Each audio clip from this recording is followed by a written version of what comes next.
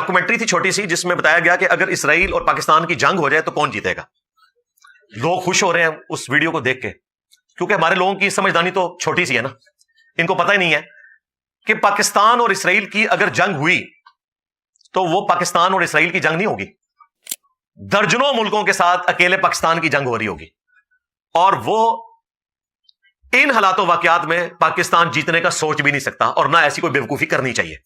میں پچھلی دفعہ تفصیلاً اس پہ بول چکا ہوں. آج میں چند ایک اسپیکٹس جو اس میں انہوں نے ڈسکس کیا میں اسے ریبٹل کروں گا. ان بے وقوفوں کو یہ پتہ ہی نہیں ہے کہ اسرائیل کے ساتھ جنگ کرنے کے لیے پاکستان کی فوج وہاں بھیجنے کی ضرورت نہیں ہے.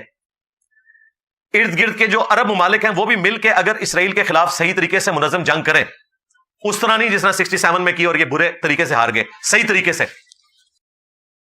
تو وہ شکست دے سکتے ہیں. لیکن پریکٹیکلی ایسا نہیں ہے. اسرائیل اکیلا نہیں ہے, اسرائیل تو کچھ بھی نہیں ہے, اس کی تو کتے کی بھی اوقات نہیں ہے. اس کے پیچھے جو اس کا ابا ہے نا, امریکہ اور یو کے, جنہوں نے ان کو زبردستی وہاں پہ آباد کیا ہوا ہے, وہ کھڑے ہیں. اور یو کے اور امریکہ جس کے پیچھے کھڑے ہیں تو وہ دونوں نہیں کھڑے. نیٹو کے 32 ملک ہیں جن میں 2 اسلامک کنٹریز بھی ہیں. نمبر 1 ترکی, جی وہی ترکی, طیب اردگان والا ترکی, ہاں جی, مسلمان امت کا لیڈر. اور دوسرا البانیہ. اگر اسرائیل کے ساتھ جنگ ہو کسی ملک کی تو ترکی اسرائیل کا ساتھ دے گا, کیونکہ وہ اس ٹریٹی کے پابند ہیں نیٹو کے. آج بھی نیٹو میں سب سے زیادہ فوج ترکی کی ہے.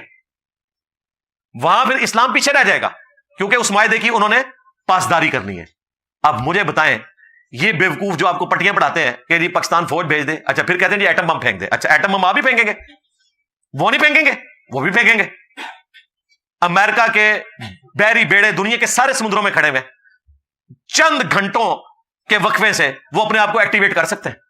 آپ کو اندازہ ہی نہیں ہے. یہ کہانیاں کروانا چھوڑیں اور اس طریقے سے لوگوں کو بھڑکانا. اور پھر لوگ دیکھتے ہیں اب فوج بھی ہماری مجبور ہے, وہ ISPR کے ذریعے ملی ترانے تو ریلیز کرتی ہے, لیکن یہ بریفنگ نہیں دے سکتی اور نہ دینی چاہیے اس کو, کیونکہ فوج اگر اس طرح کی بریفنگ دے گی تو ہمارا مورائل تو ویسے ہی ڈاؤن ہو جائے گا. یہ ہمارے جیسے وائزین کا کام ہے جنہیں اس حقیقت کا پتہ ہے کہ وہ لوگوں کو صحیح پکچر بتائیں. میں پچھلی دفعہ آپ کو تفصیلاً بتا چکا ہوں. اس طریقے سے ملکوں میں جنگیں نہیں ہوتی ہیں, اور نہ اس کے اوپر کوئی فوج کو لان تان کیا جا سکتا ہے کہ فوج لڑنے کے لیے وہاں کیوں نہیں جا رہی ہے. آپ کو اندازہ ہی نہیں ہے. اس قسم کی کہانیوں سے باہر نکلیں.